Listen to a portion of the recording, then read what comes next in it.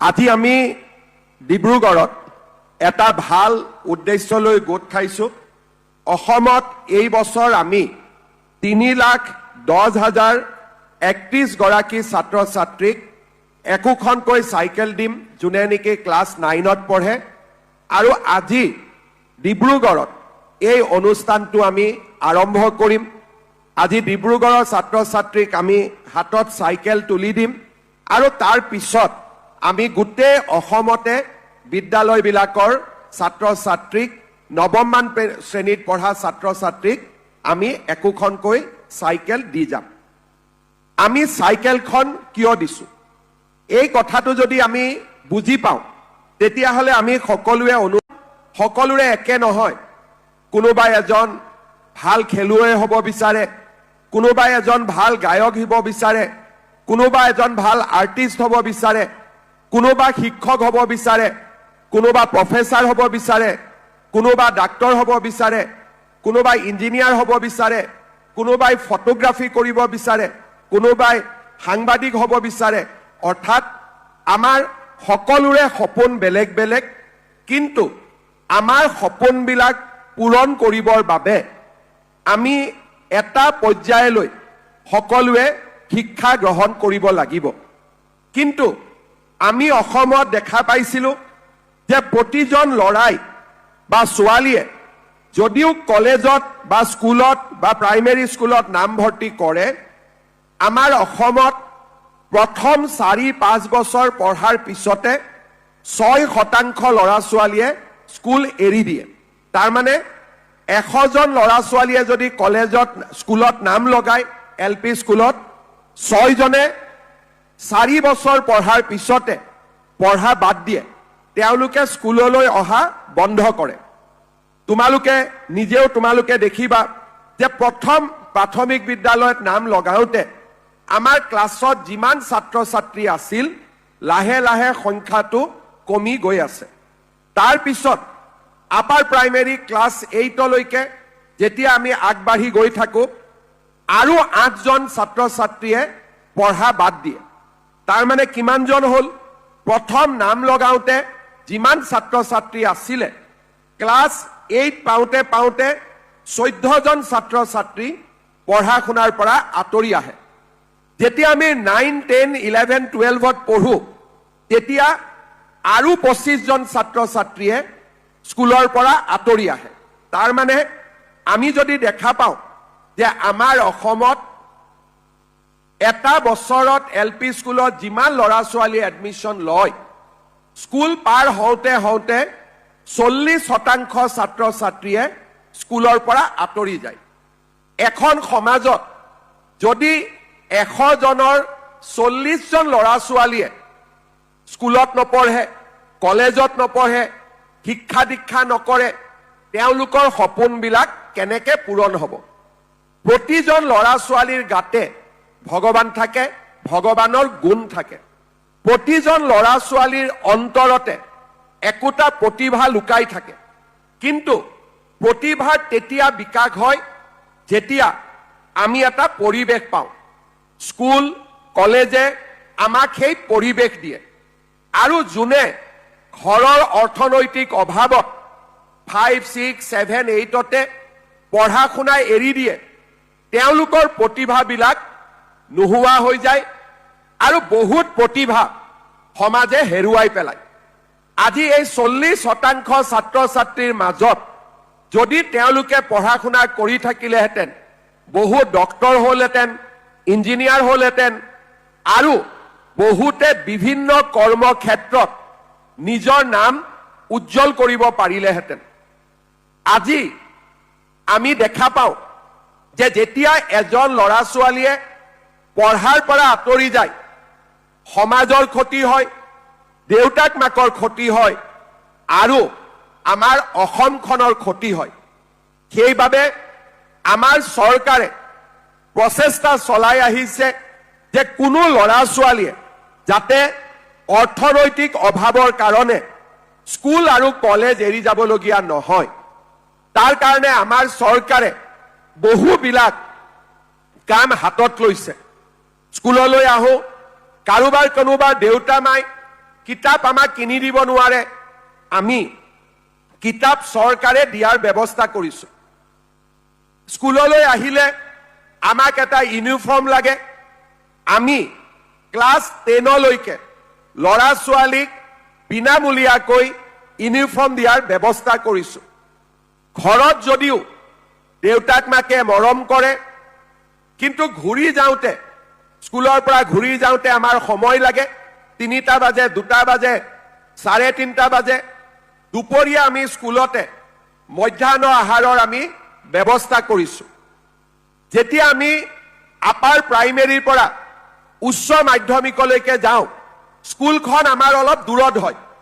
গাঁৱতে ঘৰতে LP ME খন লগত থাকে কিন্তু আমাৰ হাই স্কুলখন অলপ দূৰত হয় তাৰ বাবে আমি হাই স্কুলত যাবৰ কাৰণে ক্লাছ 9ৰ লৰা ছোৱালীক আমি এখন চাইকেল দিছো যেতিয়া এইবাৰৰ পৰা মেট্ৰিক পৰীক্ষাৰ আগতে যাতে আমাৰ লৰা ছোৱালীয়ে কিতাপ কাগজ কিনিব পাৰে নোটছ কিনিব পাৰে কাৰো ঘৰত যাতে টকা পইচাৰ অভাৱৰ কাৰণে লৰা ছোৱালীয়ে ভাল কিতাপ এখন কিনাৰ পৰা বঞ্চিত হ'ব নালাগে এই বছৰৰ পৰা মেট্ৰিক পৰীক্ষাৰ্থীসকলক আমি প্ৰতি মাহত 300 টকাকৈ বেংকৰ একাউণ্টত দিয়া আৰম্ভ কৰিছো আজি তোমালোক ক্লাছ 9ৰ ষ্টুডেণ্ট তোমালোকে যেতিয়া ক্লাছ 10 পাবা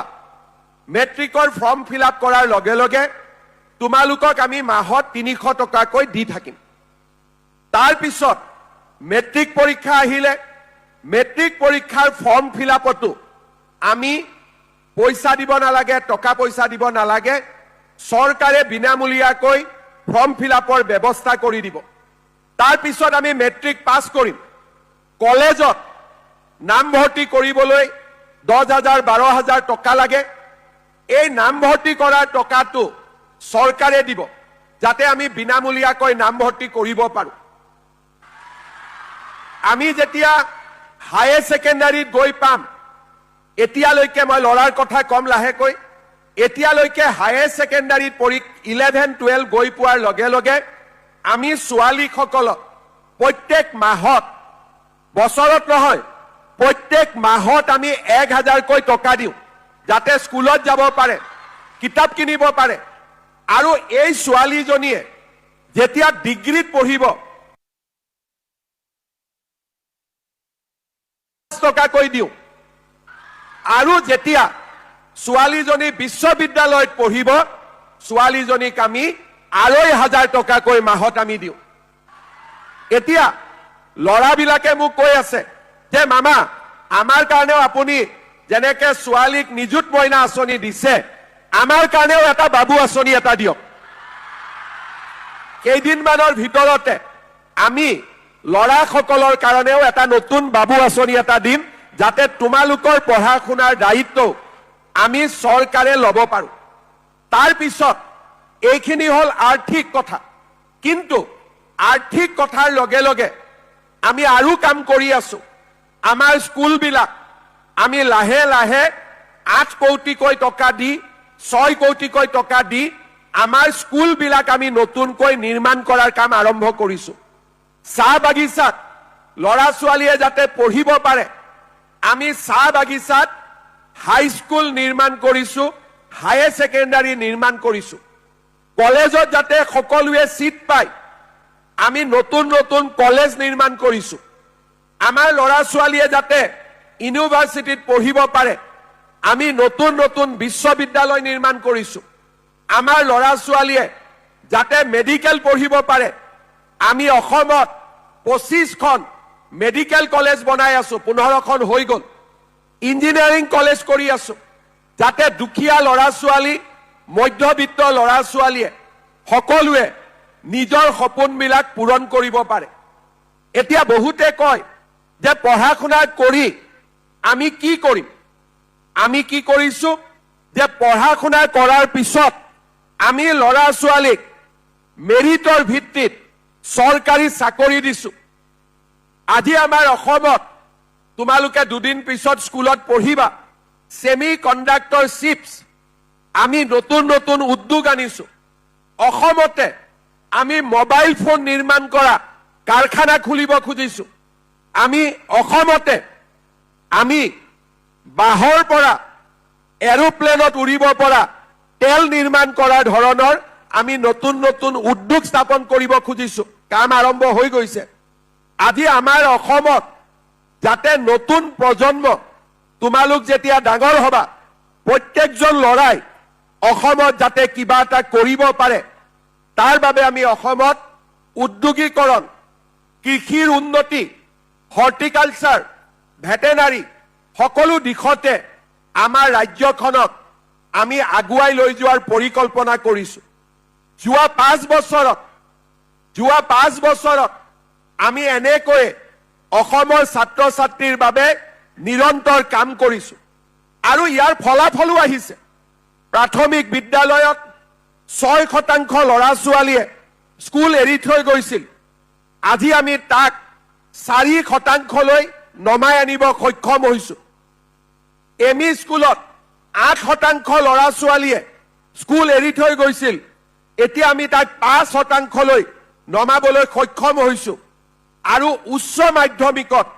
25% ল'ৰা ছোৱালীয়ে স্কুল এৰি থৈ গৈছিল তাক আজি আমি 17% নমাবলৈ সক্ষম হৈছো অৰ্থাৎ আমি লোৱা প্ৰচেষ্টাবিলাকে আজি কৰবাত নহয় কৰবাত আমি সফল আৰু প্ৰভাৱী হোৱাৰ প্ৰমাণ আমি লাহে লাহে দেখা পাইছো মই এটাই কথা ক'ব বিচাৰো যি ল'ৰা ছোৱালীৰ একাগ্ৰতা থাকিব অধ্যাৱসায় থাকিব ইচ্ছা শক্তি থাকিব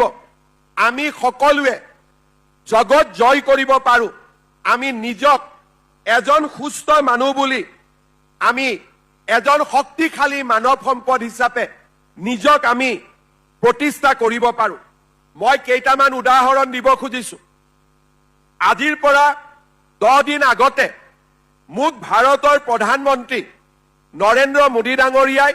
ৰাতিপুৱা 5:30 বজাত ফোন কৰিছিলে ৰাতিপুৱা মোৰো টোপনিতে আছিলো ফোন বাজিলে মই ফোন উঠালো মোদী ডাঙৰীয়াই মোক ফোনত ক'লে যে হিমন্ত তই এবাৰ সিমুক লগ পাই লবি তেতিয়া মই মনতে ভাবিলো যে মোক ভুলতে ফোন লগালে নেকি কাৰণ মইতো কোনো সিমুক চিনি নাপাওঁ তেতিয়া প্ৰধানমন্ত্ৰী ডাঙৰীয়াক মই আকৌ এবাৰ সুধিলো যে প্ৰধানমন্ত্ৰী জি मैं हिमंत बात कर रहा हूं मैं हिमंतই কৈ আছো তেতিয়া মোদী ডাঙৰীয়াই মোক ক'লে মই তোকে কৈছো মই ফোনটো থলো মোৰ চিন্তা হৈ থাকিলে যে সিমু কোন কাৰ কথা ক'লে কবাত কিবা গণ্ডগোলে লাগিলে নেকি কাকো ফোনো কৰিব নোৱাৰো তেতিয়া ৰাতিপুৱা 5:30 বাজি আছে মই যেনে তেনে টেনচনত যেনেকে তোমালোকক শিক্ষকে কেতিয়াবা খং উঠিলে তোমালোকৰ ভয় লাগে টেনচন হয় আমাৰো প্ৰধানমন্ত্ৰীয়ে ফোন কৰিলে আমাৰো ভয় লাগে আমাৰো টেনচন হৈ থাকে মই যেনে তেনে 3 ঘণ্টা পাৰ কৰিলো প্ৰধানমন্ত্ৰীৰ কাৰ্যালয় 9:08 খুলে মই ফোন কৰিলো যে ৰাতিপুৱা মোক প্ৰধানমন্ত্ৰীয়ে ফোন কৰিছিলে সিমুক লগ পাব ক'লে মোক অলপ জনাব পাৰিব নেকি কোন সিমু তেতিয়া মোক তেওঁলোকে ক'লে যে সিমু মানে সিমু দাস কোন ছোৱালী অসমৰ এগৰাকী ছোৱালী যোৱাকালি প্ৰধানমন্ত্ৰীক লগ পাইছিলে কিয় লগ পাইছিলে যে এইবাৰ ৱৰ্ল্ড ব্লাইণ্ড ক্ৰিকেটত ইণ্ডিয়া চেম্পিয়ন হৈছে আৰু চেম্পিয়ন ইণ্ডিয়া টিমত অসমৰ সিমু দাসেও খেলিছিলে যোৱাকালি প্ৰধানমন্ত্ৰীয়ে তাইক লগ পাইছিলে আৰু তাই অসমৰ কথা কৈছিলে সেই কাৰণে আপোনাক লগ কৰিব দিছে মই বুজিলো যে ময়ে নাজানো অসমৰ ছোৱালীয়ে ইমান নাম কৰিছে কিন্তু প্ৰধানমন্ত্ৰীয়ে জানে নিজকে মোৰ অলপ অপৰাধী যেন লাগিলে সিমুক মই ফোন কৰিলো যে মা এবাৰ গুৱাহাটীত আহা সিমুৱে ক'লে মোৰ 3 দিন ইয়াত কাম আছে মই অমুক তাৰিখে গৈ আপোনাক লগ পাম 3 দিন আগতে সিমুৱে মোক লগ কৰিলে মই সিমুক সুধিলো তোমাৰ ঘৰ ক'ত মোৰ ঘৰ নগাঁৱৰ কঠিয়াতলি কেনেকে তুমি ক্ৰিকেট খেলিলা বোলে মই সৰুতে মোৰ এটা বিশেষ জ্ঞান আছে যে মই চকু দি দেখা নাপাওঁ কিন্তু কানেদি মই যি শুনো তাক মই ক্যাপচাৰ কৰি লওঁ কানেদি যি শুনো তাক মই নিজে নিজে মুখস্থ ৰাখিব পাৰো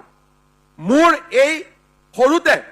কেইজনমান মানুহে মোৰ এই গুণটো দেখা পাই মোক গুৱাহাটীৰ মনফৰ্ড স্কুললৈকে লৈ আহিলে মই 2 বছৰ তাতে পঢ়িলো তাতে মোক কোনোবাই ক'লে যে মই দিল্লীত যাব লাগে চাব গোটেই ব্লাইণ্ড ছোৱালী অন্ধ ছোৱালী দেউতাক মাক লগত নাই, নিজে নিজে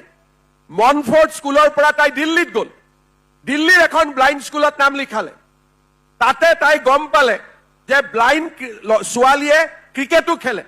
ছিনিয়ৰৰ লগত তাই ক্ৰিকেট খেলিবলৈ গ'ল আৰু এইবাৰ ৱৰ্ল্ড বিশ্ব চেম্পিয়নশ্বিপত তাই ইণ্ডিয়ান টিমত পাৰ্টিচিপেট কৰিলে আৰু ভাৰতলৈ নাম কঢ়িয়াই আনিলে। তাৰ মানে ইচ্ছা শক্তিয়ে, উইল পাৱাৰে আমাক কিমান দূৰলৈ লৈ যাব পাৰে। অসমৰ মানুহে আমি নাজানো, খেলিলে অসমৰ পৰা গ'ল দিল্লী পালেগৈ, দিল্লীত খেলিলে আৰু অসমৰ মুখ্যমন্ত্ৰীয়ে নাজানে প্ৰধানমন্ত্ৰীয়ে তাইক লগ পালে আৰু মোক প্ৰধানমন্ত্ৰীয়ে ক'লে যে তই তাইক লগ কৰিবি। তাৰমানে সৰু পৰিয়ালত জন্ম হৈ আমি কিমান ডাঙৰ কাম কৰিব পাৰো তাৰ উদাহৰণ চিমু দাস,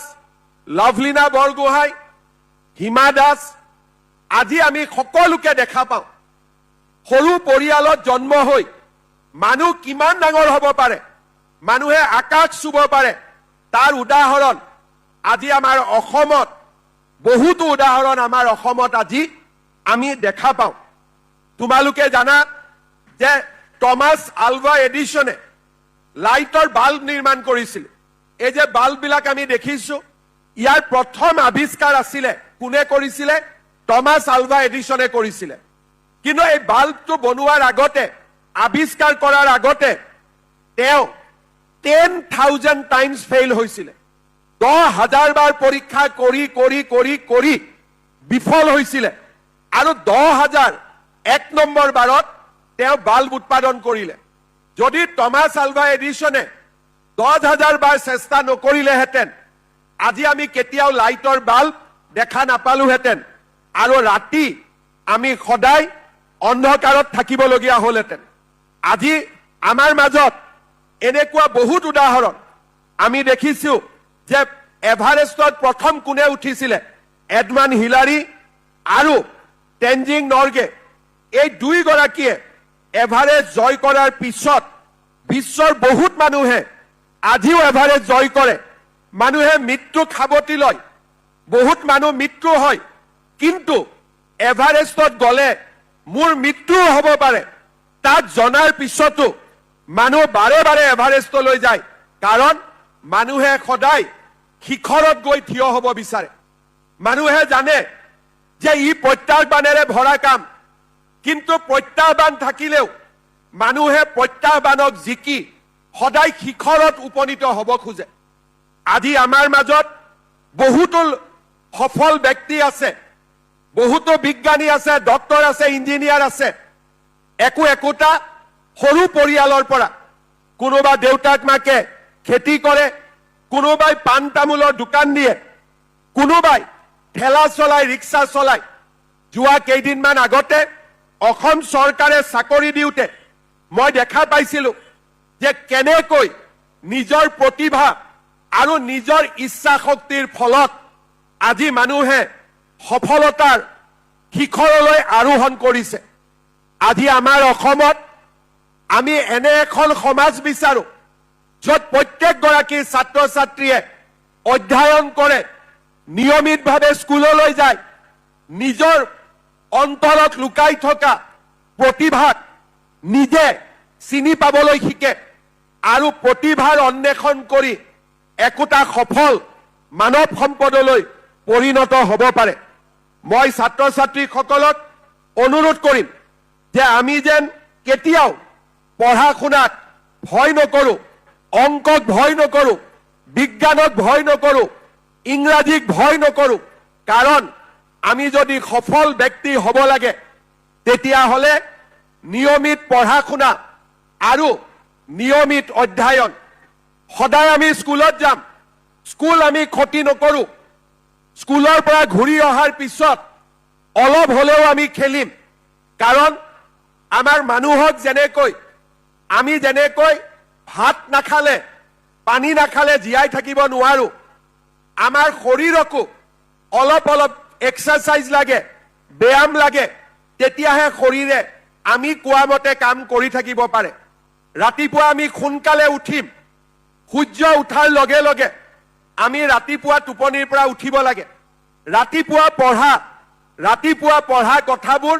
ৰাতি পঢ়াতকৈ বেছিকৈ মনত থাকে কাৰণ সেই সময়ত আমি অত্যন্ত ফ্ৰেছ হৈ থাকো ৰাতিপুৱা শুই উঠি ভগৱানক প্ৰাৰ্থনা জনাই আমি ৰাতিপুৱা পঢ়িব লাগে প্ৰত্যেক দিনা স্কুলত যাব লাগে স্কুলৰ পৰা ঘূৰি আহি অলপ হলেও খেলিব লাগে মা দেউতাক ঘৰৰ কামত অকণমান সহায় কৰি দিব লাগে আৰু ৰাতি আকৌ এবাৰ অধ্যয়ন কৰি খোৱাৰ আগতে আকৌ এবাৰ ভগৱানক প্ৰাৰ্থনা কৰি আমি বিছনালৈকে যাব লাগে নিয়মানুৱৰ্তিতা সকলোৱে যাতে ৰাতিপুৱা সোনকালে উঠে অধ্যয়ন কৰে স্কুলত যায় ঘূৰি আহি খেলিলো গান গালো দেউতা মা কামত সহায় কৰিলো আৰু ৰাতি অধ্যয়ন কৰি ভগৱানক ধন্যবাদ জনাই টোপনিলৈকে গলো এই ৰুটিন নিয়মানুৱৰ্তিতা যাৰ জীৱনত সমাহিত হৈ থাকে সি কেতিয়াও জীৱনত পৰাজিত হ'ব নোৱাৰে দ্বিতীয় যি ল'ৰা ছোৱালীয়ে দেউতাক মাকক সন্মান নকৰে সেই ল'ৰা ছোৱালীয়ে বহুদূৰ আগুৱাব নোৱাৰে কাৰণ বৰষুণ আহিলে আমি যেনেকে ছাতি লওঁ দেউতা মা আমাৰ জীৱনৰ আটাইতকৈ ডাঙৰ আশ্ৰয় যি ল'ৰা ছোৱালীয়ে নিজৰ দেউতাক মাকক সন্মান কৰে দেউতাক মাকক মৰম কৰে সেই ল'ৰা ছোৱালীয়ে সফলতা লাভ কৰিবই কাৰণ দেউতা আৰু মা হৈছে আমাৰ জীৱনলৈ ভগৱানক প্ৰতিনিধিত্ব কৰে মোৰ দেউতা আৰু মায়ে হৈছে আমি ভগৱান কোনেও দেখা নাই কিন্তু মোৰ দেউতা আৰু মায়ে হৈছে মোৰ বাবে ভগৱানক আমি দয়ালু বুলি জানো মৰমীয়াল বুলি জানো আৰু মোৰ দেউতা মায়ে ভগৱানক আমাৰ জীৱনত প্ৰতিনিধিত্ব কৰে গতিকে সকলো ল'ৰা ছোৱালীয়ে দেউতা মাক আমি সন্মান কৰিম মৰম কৰিম দেউতা মাৰ কথা আমি সদায় চিন্তা কৰিম যে দেউতাই এইটোক জায়গাত যাব দিছে যাব দিয়া নাই অকণমান হলেও দেউতাৰ কথাখিনিক আমি গুৰুত্ব দিম তৃতীয়তে মোবাইল আমি ইমানেই চাব লাগে যাৰ পৰা আমি শিকিব পাৰিম মোবাইলে আমাক শিকাব নে আমি মোবাইলৰ পৰা শিকিম এটা মোবাইল তাত বহুত কথা আহে কিন্তু যদি আমি মোবাইলক ভাল কৰি চাব জানো তেতিয়াহলে আমি নজনা বহুত কথা জানিব পাৰো সদায় আমাৰ হাতত থকা মোবাইল যাৰ হাতত মোবাইল আছে ফেসবুক ইনষ্টাগ্ৰাম চাবৰ কাৰণে মোবাইল নহয় আমি যাতে মোবাইলৰ জৰিয়তে ভূগোল বুৰঞ্জী বিজ্ঞান ক্ৰীড়া নতুন নতুন পৃথিৱীৰ খবৰবিলাক আমি যাতে পাব পাৰো ইয়াৰ লগতে আমি সকলোৱে নিয়মিতভাৱে স্কুলত যাম স্কুল আমি ক্ষতি নকৰো আৰু যেহেতু আজি আমি ক্লাস 9ৰ ছাত্ৰ ছাত্ৰী মেট্ৰিকত ভাল ৰিজাল্ট কৰি স্কুলখনৰ সমাজৰ আৰু দেউতা মাৰ নাম আমি যাতে জিলিকাই তুলিব পাৰো তাৰ কাৰণে আমি প্ৰচেষ্টা কৰিম সেই সংকল্পও আমাৰ জীৱনত থাকিব লাগিব মই আজি ডিব্ৰুগড়ত তোমালোকক লগ পালো মনৰ কেইটামান কথা কলো সকলোৰে চকুত মই আশা প্ৰত্যাশা দেখা পাওঁ যতে মই ল'ৰা ছোৱালীক দেখা পাওঁ মই প্ৰত্যেক গৰাকী ল'ৰা ছোৱালীৰ ভিতৰত এক অদ্ভুত শক্তিক দেখা পাওঁ আমি যদি সেই শক্তিক সাধনা কৰিব পাৰো আমি যদি নিজক সমাজত প্ৰতিষ্ঠা কৰিব পাৰো আমাৰ ৰাজ্যখন আমাৰ দেশখন আমাৰ সমাজখন নিশ্চিতভাৱে আগুৱাই যাব পুনৰ এবাৰ আজি যিসকলে সাইকেল পাব তেওঁলোকক মই ধন্যবাদ জনাইছো অভিনন্দন জনাইছো আৰু সকলোৱে যাতে পঢ়া শুনা খেলা ধুলাৰ মাজেৰে নিজৰ জীৱন আগুৱাই লৈ যায় তাৰ বাবে সকলোকে মই আকৌ এবাৰ শুভেচ্ছা জনালো মেট্ৰিক কেতিয়া হ'ব অহা বছৰ পৰীক্ষাৰ প্ৰশ্ন মেট্ৰিকত টান লাগে নে সহজ লাগে কাক কাক সহজ লাগে হাত দাঙচোন আৰু কাক কাক টান লাগে বঢ়িয়া তাৰ মানে আমাৰ ইয়াতে টান লগাও ল'ৰা ছোৱালী আছে সহজ লগা ল'ৰা ছোৱালীও আছে আমিতো প্ৰশ্ন মাজত কাটিম টান লগা ছাত্ৰ ছাত্ৰীখিনিও পঢ়িব লাগিব সহজ লগা ছাত্ৰ ছাত্ৰীখিনিও পঢ়িব লাগিব আৰু অহাবাৰ আমি সকলোৱে সুন্দৰ কৰি মেট্ৰিকত ৰিজাল্ট কৰিব লাগিব আজি মই যিমানখিনি কলো যে আমি এইটো কৰিছো তোমালোকে যদি মেট্ৰিকত ভাল ৰিজাল্ট কৰা আজি আমি যিমান কৰিছো তাতকৈও ইমান বেছি কৰিবৰ বাবে আমি চেষ্টা কৰিম হ'ব কিমান বেছি কৰিব লাগিব ইমান নে ইমান কৰিব লাগিব বঢ়িয়া আমি ইমানেই কৰিম তোমালোকে খালি ভালকৈ পঢ়া শুনা কৰিবা বহুত বহুত ধন্যবাদ জয় হিন্দ বন্দে মাতৰম